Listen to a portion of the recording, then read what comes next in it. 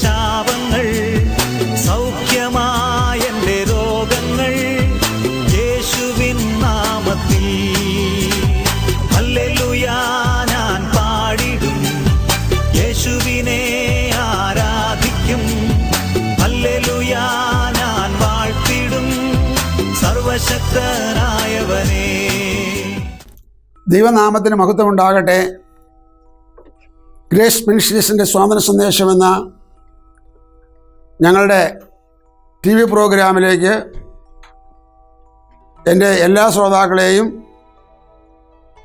ദൈവനാമത്തിൽ സ്വാഗതം ആശംസിക്കുന്നു. ഇന്നത്തെ ഈ പ്രോഗ്രാം സ്പോൺസർ ചെയ്തിരിക്കുന്ന ഒരു കുടുംബമുണ്ട്. ആ കുടുംബത്തിന് വേണ്ടി നമുക്ക് 2 വാക്ക് പ്രാർത്ഥിക്കാം.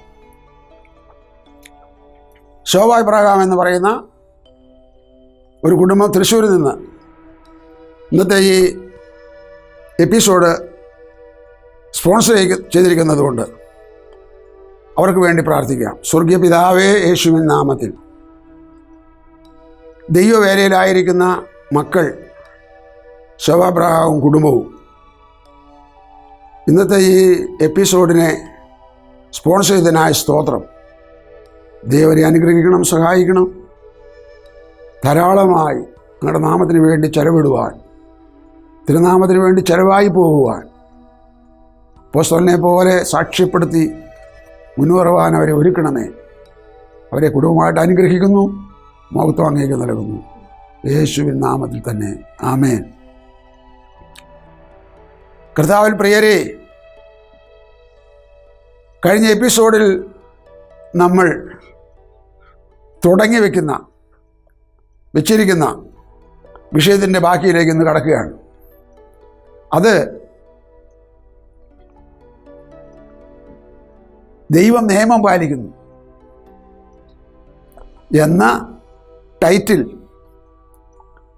അതിൻ്റെ സബ്ബായിട്ട് ഉപവിഷയങ്ങളായിട്ട് അതെങ്ങനെയാണ്, എന്താണ്, ഏതിൽ കൂടെയാണ് എന്നൊക്കെയുള്ള സംശയ നിവാരണം വരുത്തുവാൻ, നിങ്ങൾ വിശ്വസിക്കുന്ന, അംഗീകരിക്കുന്ന, ബഹുമാനിക്കുന്ന, സ്നേഹിക്കുന്ന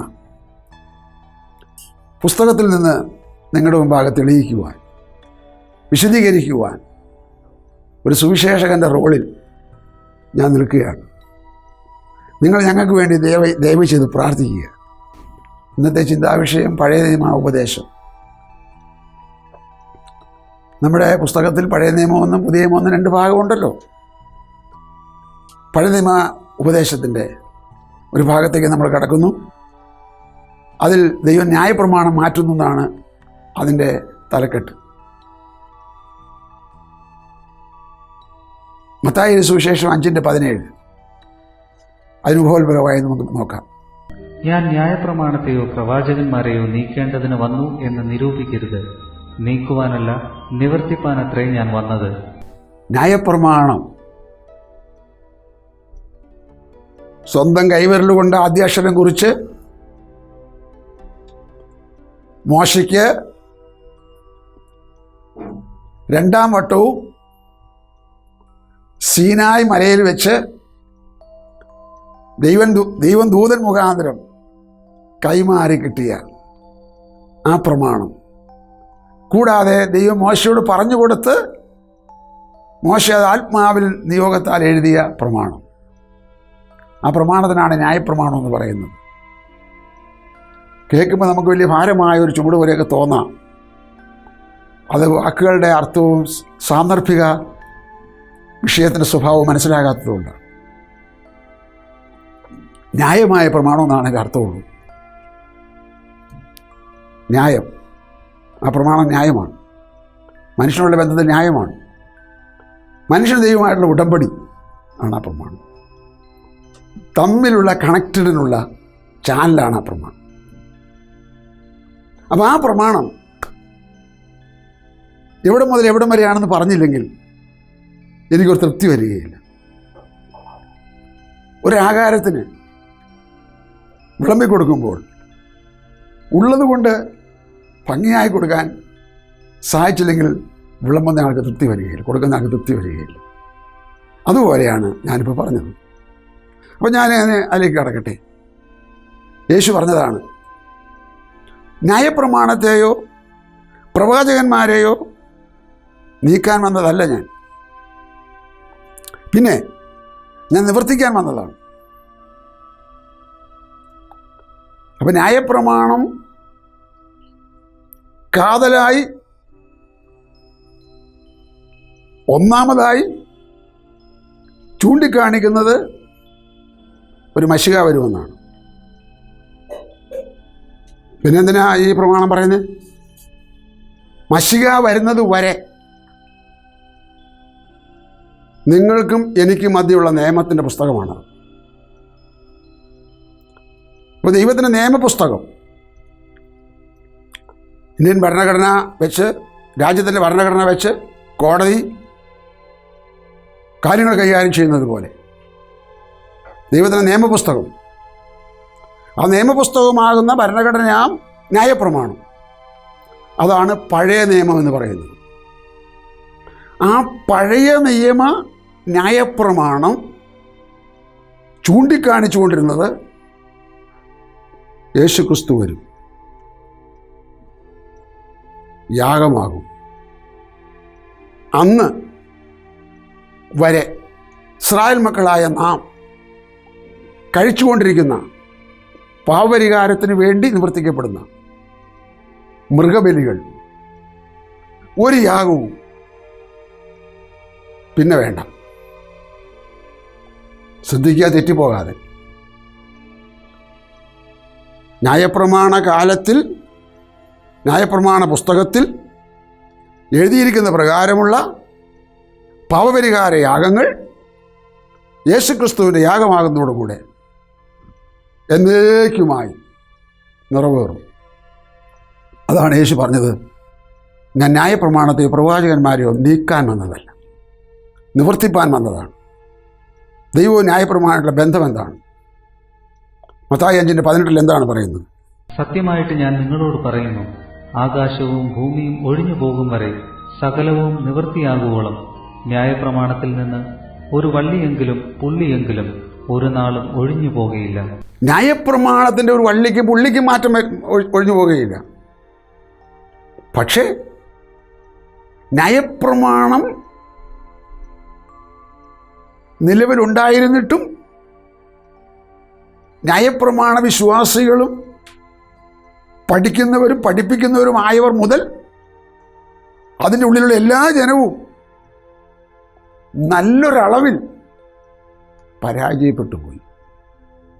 എന്ത് പരാജയപ്പെട്ടെന്നാണ് പറയുന്നത്? കേൾക്കാം. അവർ പരാജയപ്പെട്ടത് അത് നിവർത്തിക്കുന്ന കാര്യത്തിലാണ്, അത് മുഴുവൻ പൂർത്തിയാക്കുന്ന കാര്യത്തിൽ അവർ പരാജയപ്പെട്ടു പോയി. ആ പരാജയപ്പെട്ടു പോയ സ്ഥാനത്ത് ആ ന്യായപ്രമാണം നിവർത്തിച്ചുകൊണ്ട് ഒരു ശമരിയാസ്ത്രീ യോഹന്നാന്റെ സുവിശേഷം 4 കാണാം. അവൾ യഹൂദന്മാരുടെ നിരയിൽപ്പെട്ടവളല്ല, പുറജാതിക്കാരിയാണ്. അവൾ എവിടെ നോക്കിയോ എങ്ങനെയൊക്കെ കേട്ടെന്ന് എനിക്ക് തിട്ടമില്ല. അവൾക്ക് പോലും അറിയാമായിരുന്നു ന്യായപ്രമാണ പുസ്തകത്തിൽ ഒരു മശിഹ വരുമെന്ന് പറഞ്ഞിരുന്നു. ആ മശിഹയാണ് യേശുക്രിസ്തു എന്ന് അവൾക്ക് മനപ്പെട്ട് കിട്ടി. അപ്പം ഞാൻ പറഞ്ഞത്, ന്യായപ്രമാണത്തിൽ പറയുന്ന ആ പരാജയത്തെ, ആ കുറവിനെ, ബലഹീനതയെ നീക്കുവാൻ യേശുക്രിസ്തു വന്നു. യേശുക്രിസ്തു പറഞ്ഞു, ആകാശഭൂമിയുള്ള കാലം വരെ ന്യായപ്രമാണത്തിൽ നിന്ന് വള്ളിയെങ്കിലും പുള്ളിയെങ്കിലും മാറിപ്പോവുകയില്ല. പക്ഷേ ക്രൂശുമരണത്തിന് ശേഷം ഇനി ദൈവത്തിൻ്റെ നിയമം ന്യായപ്രമാണമല്ല. അത് പിന്നാലെ ഞാൻ പറഞ്ഞു തരാം. ഇതാണ് യേശു പറഞ്ഞ വാക്കിൻ്റെ അർത്ഥം. ഗലാത്യലേഖനം 3:19, റോമാലേഖനം 10:4 എന്താണ് പറയുന്നത്? ഗലാത്യലേഖനം 3:19, എന്നാൽ ന്യായപ്രമാണം എന്തിന്? വാഗ്ദത്തം ലഭിച്ച സന്തതി വരുവോളം അത് ലംഘനങ്ങൾ നിമിത്തം കൂട്ടിച്ചേർത്തതും ദൂതന്മാർ മുഖാന്തരം മധ്യസ്ഥന്റെ കയ്യിൽ ഏൽപ്പിച്ചതുമത്രേ. അപ്പോൾ കഴിഞ്ഞ ആഴ്ച ഞാൻ പറഞ്ഞ മധ്യസ്ഥൻ കേട്ടുള്ള ദൂതൻ മുഖാന്തരമാണ്. ഇതാ ഞാൻ കഴിഞ്ഞ ചൊവ്വാഴ്ച പറഞ്ഞത്. ദൂതൻ മുഖാന്തരമാണ് ദൈവം കൈമാറ്റം ചെയ്തത്. അങ്ങനെയുള്ള ആ പ്രമാണം വാഗ്ദത്തം ചെയ്ത സന്തതി വരുവോളം. Praise the Lord. ആരാണ് വാഗ്ദത്ത സന്തതി? യേശു ക്രിസ്തുവാണ്. എവിടം വരെയാണ് പ്രമാണം? യേശു വരുവോളം. ഇനിയോ ആ പ്രമാണം നിറവേറി. എന്ത് നിറവേറി? വിദേശത്ത് നിന്ന് ഒരു വ്യക്തി സ്വന്തം വീട്ടിലേക്ക് കത്തെഴുതിയ കത്ത്, ഇന്ന മാസം ഇത്രാം തീയതിക്ക് ഞാൻ ടിക്കറ്റ് എടുത്തിട്ടുണ്ട്, ഞാൻ ആ സമയത്തിന് വരാൻ ആഗ്രഹിക്കുന്നു. അങ്ങനെ ആ ദിവസം ആ തീയതി ആയപ്പോൾ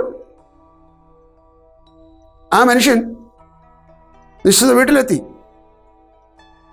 ഇനിയും അപ്പനോ അമ്മയോ ആ കത്തുങ്ങനെ പിടിച്ചുകൊണ്ട് എൻ്റെ മോൻ വരാമെന്ന് പറഞ്ഞു, എൻ്റെ മോൾ വരാമെന്ന് പറഞ്ഞു എന്ന് പറഞ്ഞ് അത് കാത്തിക്കണോ? ഇതാ വന്നില്ലേ? ആ കത്ത് നിറവേറി. ഇതാ യേശു പറഞ്ഞു.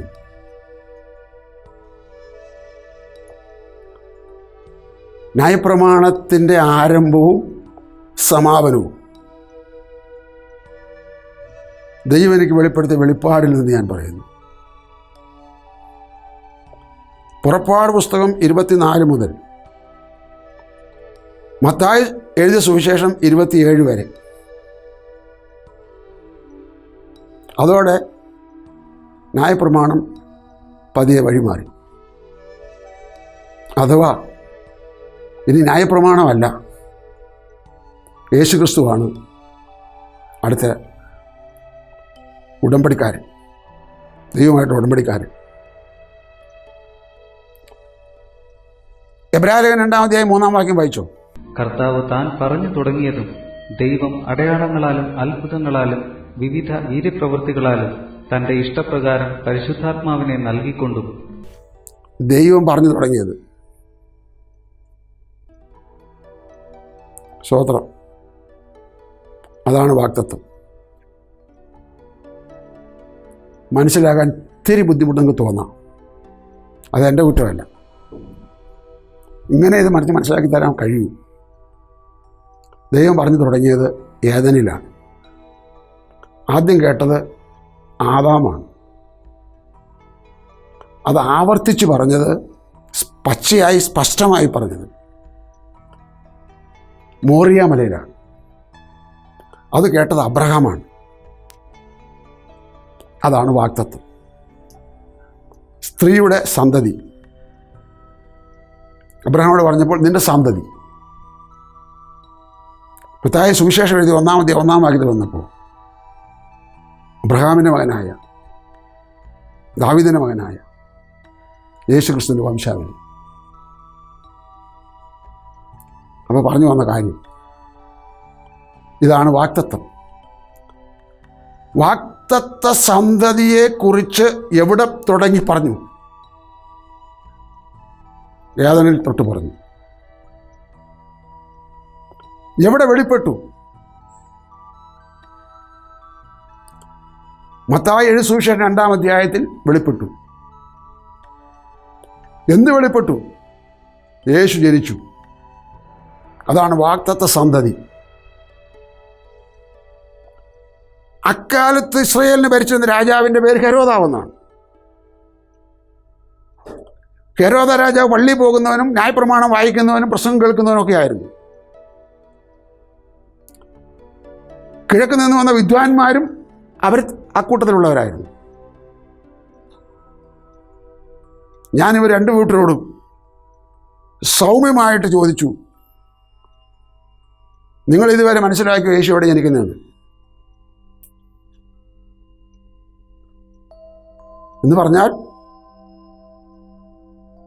ബേത്ലഹേമിൽ ജനിക്കുമെന്ന് പറഞ്ഞ് എഴുതി വച്ചിരിക്കുന്ന പ്രമാണപ്രകാരം ജനിച്ച യേശുവിനെ രാജകൊട്ടാരത്തിൽ അന്വേഷിച്ച് വരാൻ പാടുണ്ടോ? യേശു ഇവിടെ ജനിക്കുന്നതെന്ന് യഹൂദന്മാരുടെ ലീഡേഴ്സിനെ വിളിച്ച് ആ രാത്രി ഹെരോദ രാജാവ് ചോദിച്ചോ? അപ്പോൾ ഹെരോദ രാജാവിന് അറിയില്ല എവിടെ ജനിക്കുന്നതെന്ന്. എന്താ ഞാൻ പറഞ്ഞതിൻ്റെ അർത്ഥം? പ്രമാണം കയ്യിലുണ്ട്, പ്രസംഗം കാതിലുണ്ട്, പള്ളി മുമ്പിലുണ്ട്, ആരാധനയും ആചാരവും അനുഷ്ഠാനവും പാരമ്പര്യമുണ്ട്. രാജാവ് യേശു എവിടെ ഇരിക്കുന്നത് അങ്ങേക്കറിയാവോ? നോ. വിദ്വാൻമാരെന്ന് പറഞ്ഞാൽ ശാസ്ത്രജ്ഞന്മാരെന്ന് അറിയപ്പെട്ടിട്ടുണ്ട്. അയ്യോ, നിങ്ങൾക്കറിയാമോ യേശു എവിടെ ഇരിക്കുന്നതെന്ന്? നോ. യേശു എനിക്കൊന്നും അറിയാമല്ലോ, അതറിയാം. ഇപ്പം എങ്ങനെയാണ് അറിഞ്ഞത്? അത് നക്ഷത്രം കണ്ടുകൊണ്ടാണ്. ഓ, ഇതല്ല ദൈവപ്രമാണത്തിൻ്റെ പാഠം. ഉദാഹരണം പറയുകയാണെങ്കിൽ, നിങ്ങൾ എന്നോട് പഠിപ്പിയെന്ന് യേശു പറഞ്ഞോ? അത് പഠിക്കാത്തവരോടും അറിയാത്തവരോടാണോ പറഞ്ഞത്? അല്ല. പ്രമാണം കയ്യിലുള്ളവരും യഹൂദന്മാരായവരും യേശുവിനെ നേരിൽ കണ്ടവരും ധാരാളം അധ്യാപകന്മാർ ലോകത്തിലുള്ളപ്പോൾ, മതങ്ങളുള്ളപ്പോൾ, യഹൂദ മതം ഉള്ളപ്പോൾ, ന്യായപ്രമാണം ഉള്ളപ്പോഴാണ് യേശു പറഞ്ഞത് നിങ്ങൾ എന്നോട് പഠിക്കാൻ. എന്താ അതിനർത്ഥം? ആത്മീകം പഠിക്കാൻ എന്നോട് പഠിക്കണം, ആത്മരക്ഷ പഠിക്കാൻ എന്നോട് പഠിക്കണം, ഭാവിയിൽ മരണശേഷം ചെന്ന് ചേരാനുള്ള രാജ്യത്തെക്കുറിച്ച് അറിയണമെങ്കിൽ എന്നോട് പഠിക്കണം, ദൈവരാജ്യത്തെക്കുറിച്ച് അറിയാൻ എന്നോട് പഠിക്കണം. ഞാൻ പറഞ്ഞുകൊണ്ടിരിക്കുന്നത് പുറപ്പാട് പുസ്തകം 24-ാം അധ്യായം മുതൽ ആരംഭിച്ച ന്യായപ്രമാണത്തിൻ്റെ നിറവേറൽ മത്തായി എഴുതിയ സുവിശേഷം 2-ാം അധ്യായത്തിലും അത് പൂർത്തിയാക്കപ്പെട്ടത് മത്തായി എഴുതിയ സുവിശേഷം 27-ാം അധ്യായത്തിലുമാണ്. 27-ാം അധ്യായത്തിൻ്റെ കഥ പറഞ്ഞത് ദൈവാലയത്തിലെ തിരശ്ശീല ഉണ്ടാക്കി കീറിയ ദിവസമാണ്, അല്ലെങ്കിൽ അധ്യായമാണ്. കൃപായുഗം പുലരുന്ന തുടക്കം, ന്യായപ്രമാണം നിറവേറുന്ന ദിനം. സ്തോത്രം. അത് ഉൽപ്പത്തിയിൽ ആദവനോട് പറഞ്ഞു തുടങ്ങിയതും അതാ വായിച്ചതും, കർത്താവ് താൻ പറഞ്ഞു തുടങ്ങിയതും, പരിശുദ്ധാത്മാ നൽകിക്കൊണ്ട് സാക്ഷി നിന്നതും, കേട്ടവർ നമുക്ക് ഉറപ്പിച്ചു തന്നതും, അങ്ങനെ അവിടെ എഴുതിയിട്ടുണ്ട്. അപ്പോൾ ഇവിടെ പറഞ്ഞുകൊണ്ടിരിക്കുന്ന നമ്മുടെ വിഷയം ഇന്ന് പോകണ്ട. ന്യായപ്രമാണം യേശു പറഞ്ഞത് ഞാൻ നിവൃത്തിയാക്കുകയാണ്. മത്തായി സുവിശേഷം 11-ാം അധ്യായത്തിൻ്റെ 13-ാമത്തെ വാക്യത്തിൽ യേശുവിൻ്റെ ഒരു വ്യക്തമായ പ്രസ്താവനയുണ്ട്. 11:13. സകല പ്രവാചകന്മാരും ന്യായപ്രമാണവും യോഹന്നാൻ വരെ പ്രവചിച്ചു, നിങ്ങൾക്ക് പരിഗ്രഹിപ്പാൻ. സകല പ്രവാചകന്മാരും ന്യായപ്രമാണവും യോഹന്നാൻ വരെ എന്ന് പറഞ്ഞാൽ യേശുവിന് വഴിയൊരുക്കാനായി ലോകത്തിൽ ദൈവം അയച്ചിട്ട് വന്ന് ശുശ്രൂഷിച്ചു കൊണ്ടിരിക്കുന്ന ഒരു വ്യക്തിയുടെ പേരാണ് യോഹന്നാൻ അഥവാ യോഹന്നാൻ സ്നാപകൻ. യോഹന്നാൻ സ്നാപകൻ്റെ വഴിമാറ്റത്തോടുകൂടെ ന്യായപ്രമാണം നിറവേറുന്നു. യോഹന്നാൻ സ്നാപകൻ തലഛേദിക്കപ്പെട്ട് മരിക്കാൻ കാരണമായതുകൊണ്ട് പുതിയ നിയമസഭയ്ക്കകത്ത് കയറിയില്ല. ന്യായപ്രമാണ കാലത്തിലെ ഭക്തന്മാരുടെ നിരയിൽ, ആത്മീയരുടെ നിരയിൽ യോഹന്നാന് സ്ഥാനം കിട്ടി, സഭയ്ക്കകത്ത് സ്ഥാനം കിട്ടിയില്ല. അപ്പോൾ യോഹന്നാൻ വരെ. അതിനുശേഷം പുതിയ നിയമപ്രമാണം വരികയാണ്. ഇന്ന് പുതിയ നിയമപ്രമാണത്തിൽ ചിന്തിക്കുന്നില്ല. ഗലാത്യ ലേഖനം 3-ാം അധ്യായത്തിൻ്റെ 17-ാമത്തെ വാക്യം നമുക്കൊന്ന് നോക്കാം. 3-ാം അധ്യായത്തിൻ്റെ 17-ാമത്തെ വാക്യം. ഞാൻ പറയുന്നതിന്റെ താല്പര്യമോ 430 ആണ്ട് കഴിഞ്ഞിട്ട് ഉണ്ടായ ന്യായപ്രമാണം വാഗ്ദത്തത്തെ നീക്കുവാൻ തക്കവണ്ണം അത് ദൈവം മുമ്പ് ഉറപ്പാക്കിയ നിയമത്തെ ദുർബലമാക്കുന്നില്ല. ദൈവത്തിൻ്റെ നിയമത്തെ ന്യായപ്രമാണം ദുർബലമാക്കുന്നില്ല.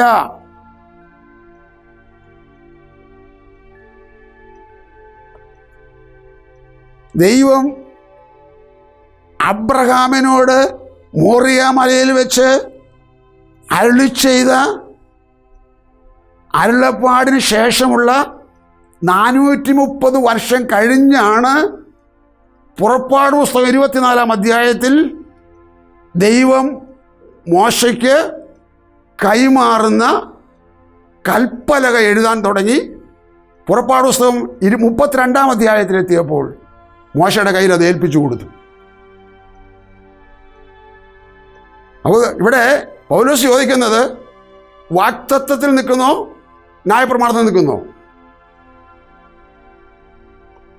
ഈ ന്യായപ്രമാണം ആ വാക്തത്വത്തെ ദുർബലമാക്കുന്നില്ല എന്ന് പറഞ്ഞാൽ ഉന്മൂലമാക്കുന്നില്ല, ഇല്ലാതാക്കുന്നില്ല. എന്താണ് ആ വാക്തത്വം? ഗലാത്യ ലേഖനം 3:8 ആ വാക്തത്വത്തോടെ എഴുതിയിട്ടുണ്ട്. ആ ഗലാത്യ ലേഖനം എന്ന് പറയുന്നത്, എബ്രായ ലേഖനം എന്ന് പറയുന്നത്, റോമാലേഖനം എന്ന് പറയുന്നത് സഭ ഉണ്ടായതിനു ശേഷം സഭയ്ക്ക് വേണ്ടി എഴുതിയിട്ടുള്ള ലേഖനങ്ങളാണ്.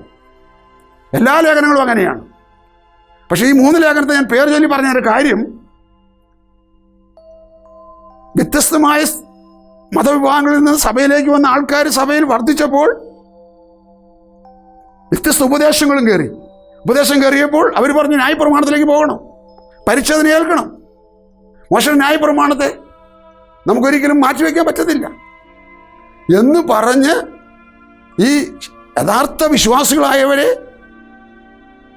അത്തരം കാര്യങ്ങളിലേക്ക് എന്തൊന്നും തിരിച്ചറിവില്ലാത്ത വിധത്തിൽ കുഴച്ചപ്പോൾ, ഉപദേശ കാര്യങ്ങളാൽ കുഴച്ചപ്പോൾ അവരെ തിരുത്താൻ എഴുതിയതാണ് റോമാലേഖനവും ഗലാത്യ ലേഖനവും എബ്രായ ലേഖനവും. 3-ാം അധ്യായം 8-ാം വാക്യം. എന്നാൽ ദൈവം വിശ്വാസം മൂലം ജാതികളെ നീതീകരിക്കുന്നു എന്ന് തിരുവെഴുത്ത് മുൻകണ്ടിട്ട് നിന്നിൽ സകല ജാതികളും അനുഗ്രഹിക്കപ്പെടും എന്നുള്ള സുവിശേഷം അബ്രഹാമിനോട് മുമ്പ് കൂട്ടി അറിയിച്ചു. അബ്രഹാമിനോട് മുൻകൂട്ടി അറിയിച്ച സുവിശേഷത്തെയാണ് വാക്തത്വം എന്ന് പറഞ്ഞത്. അതിൻ്റെ 16-ാമത്തെ വാക്യം വായിച്ചാൽ അതിന് ഉത്തരവിടെ കിടപ്പുണ്ട് ആ സുവിശേഷം ഏതാണെന്ന്. എന്നാൽ അബ്രഹാമിനും അവന്റെ സന്തതിക്കും വാഗ്ദത്തങ്ങൾ ലഭിച്ചു. സന്തതികൾക്കും എന്ന് അനേകരെ കുറിച്ചല്ല, നിന്റെ സന്തതിക്കും എന്ന് ഏകനെ കുറിച്ചത്രേ പറയുന്നത്. അത് ക്രിസ്തു തന്നെ. ക്രിസ്തു തന്നെ മോറിയ മലയിൽ വെച്ച് അബ്രഹാമിനോട് ദൈവം ചെയ്ത വാഗ്ദത്തമാകുന്ന സുവിശേഷം ക്രിസ്തു തന്നെ. ക്രിസ്തു എന്ന വ്യക്തിയാൽ ഞാൻ സകല ജാതികളെയും അനുഗ്രഹിക്കും. അതാണ് അപ്പോസ്തലൻ ചോദിച്ചത്. ദൈവം ചെയ്ത വാഗ്ദത്തമാകുന്ന നിയമത്തെ ദുർബലമാക്കുവാൻ ന്യായപ്രമാണത്തിന് കഴിവില്ല. ന്യായപ്രമാണത്തേക്കാൾ ഒട്ടും ചെറുതല്ല, ഒട്ടും കുറഞ്ഞതല്ല വാഗ്ദത്തം. ആ വാഗ്ദത്തം ദൈവത്തിന് പ്രസാദമുള്ള യാഗം അബ്രഹാം അർപ്പിച്ചപ്പോൾ അവനോട് ദൈവം നേരിട്ട് അരുളി ചെയ്തതാണ്, അബ്രഹാമേ, നിന്റെ സന്തതി മുഖാന്തരം ഞാൻ സകല ജാതികളെയും അനുഗ്രഹിക്കും എന്ന്. ആ സന്തതി ക്രിസ്തു തന്നെ. ഉൽപ്പത്തി പുസ്തകത്തിൽ 7 പ്രാവശ്യം ക്രിസ്തുവിൻ്റെ നിഴലായിട്ടുള്ള കാര്യങ്ങൾ കാണാം. ഞാൻ അവിടേക്ക് പോകുന്നില്ല. എൻ്റെ പാഠം ഏതിൽ പറഞ്ഞു തുടങ്ങിയതും മത്തായി 2-ലും ലൂക്കോസ് 2-ലും നിറവേറിയ തക്കവണ്ണം ക്രിസ്തു ലോകത്തിലേക്ക് സന്തതിയായി, ദൈവ വാഗ്ദത്തസന്തതിയായി വന്നതും ആ വിഷയത്തിൻ്റെ കിടപ്പ് മോറിയ മലയിൽ വെച്ച് ആവർത്തിച്ച് പറഞ്ഞ്, മോശ ആവർത്തന പുസ്തകം 18-ൽ പറഞ്ഞ്, ഓരോരുത്തരും പറഞ്ഞ് വരുന്ന ആ ക്രിസ്തു ലോകത്തിൽ വന്ന് 30-ാമത്തെ വയസ്സിൽ ശുശ്രൂഷ ഏറ്റെടുത്ത്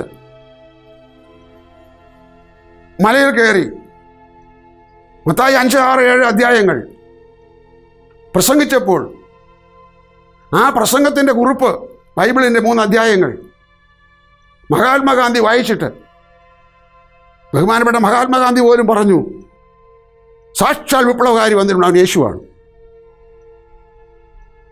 അത്ര ഈടുറ്റ അധ്യായങ്ങളാണ് മത്തായി 5, 6, 7. ആ 5-ാം അധ്യായത്തിലാണ് 17-ാം വാക്യത്തിൽ വന്നപ്പോൾ യേശു പറഞ്ഞത്,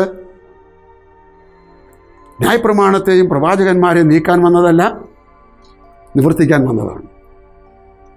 ഞാൻ എന്നോടുള്ള എൻ്റെ ചോദ്യം, ഞാൻ ന്യായപ്രമാണത്തെ മുറുകെ പിടിക്കുന്നുവോ, പുതിയ ഉപദേശത്തിൽ പറയുന്ന കാതലായ ക്രിസ്തുവിനെ മുറുകെ പിടിക്കുന്നുവോ? ന്യായപ്രമാണം പ്രവൃത്തിയാൽ രക്ഷ പറയുമ്പോൾ ക്രിസ്തുവിൻ്റെ ഉപദേശം വിശ്വാസത്താൽ രക്ഷ പറയുന്നു. ഏതിലാണ് ഞാൻ മുറുകെ പിടിച്ചിരിക്കുന്നത്? ഒരുപക്ഷെ നിങ്ങളിൽ ഒരാൾക്ക് ചിന്തിക്കാൻ സാധ്യതയുണ്ട്, എന്താണ് ഇദ്ദേഹം ഇങ്ങനെ പറയുന്നത്? ഞാനായിരുന്ന ജനിച്ചു വളർന്ന സഭാ സമൂഹത്തിൽ പ്രവർത്തിച്ച് സ്വർഗപ്രവേശനത്തിനുള്ള സാധ്യത പ്രാപിക്കുക, സാധുക്കളെ സഹായിച്ചാൽ സ്വർഗത്തിൻ്റെ വാതിൽ തുറന്നു കിട്ടും എന്നിങ്ങനെയുള്ള പഠിപ്പീരുകളിൽ സൺഡേ സ്കൂളിൽ പഠിച്ചും പഠിപ്പിച്ചു പോന്ന ഒരു സഹോദരൻ എന്ന നിലയ്ക്ക് കരുണാമയനായ ദൈവം എൻ്റെ കണ്ണ് തുറന്ന് സത്യത്തിലേക്ക് വഴി നടത്തിയതുകൊണ്ട് എനിക്ക് മനസ്സിലായി, രക്ഷ, ആത്മരക്ഷ, ദൈവരാജ്യ പ്രവേശനം പ്രവൃത്തിയാലല്ല, വിശ്വാസത്താലാണ്. പ്രവൃത്തി ന്യായപ്രമാണമാണ്. വിശ്വാസത്താലുള്ള രക്ഷ യേശുക്രിസ്തുവിൻ്റെ പിന്നാലെ അനുഗമനമാണ്. നമുക്ക് ഒരുമിച്ച് പ്രാർത്ഥിക്കാം. ഒരു വാക്ക്. സ്വർഗീയ പിതാവേ, യേശുവിൻ്റെ നാമത്തിൽ ഇന്ന് പകലിൽ പഴയ നിയമ കാലഘട്ടത്തിലെ ഉപദേശം ചൂണ്ടിക്കാണിച്ചു പുതിയ നിയമ കാലഘട്ടമാകുന്ന കൃപായുഗത്തിലേക്ക് കാലെടുത്ത് വെക്കേണ്ടത് എങ്ങനെയാണെന്നും കർത്താവെ കഴിയുന്നത്ര ലളിതമായി വിശദമായി ഈ ജനത്തെ കേൾപ്പിക്കാൻ തന്ന ഭാഗ്യത്തിനായി സ്തോത്രം. ദീപകരങ്ങളിലെ കേൾവിക്കാരായി മുഴുവൻ പേരെയും പരമേൽപ്പിക്കുന്നു. അവർക്കിത് പരസ്പരം കൈമാറാൻ, ഷെയർ ചെയ്യുവാൻ ദൈവരെ ഒരുക്കണമേ, സഹായിക്കണമേ എന്ന് പ്രാർത്ഥിക്കുന്നു. ദൈവകരങ്ങളിലേക്ക് അവരെല്ലാവരെയും പരമേൽപ്പിക്കുന്നു.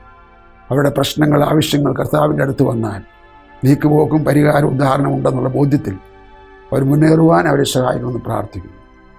അങ്ങനെ സാധിക്കട്ടെ, സംഭവിക്കട്ടെ, ഉണ്ടാകട്ടെ. എല്ലാ മഹത്വം അങ്ങേക്ക് നൽകുന്നു. സത്യവഴിയിലേക്ക് ജനത്തെ വഴിതിരിക്കണം. യേശുവിൻ നാമത്തിൽ തന്നെ. ആമേൻ.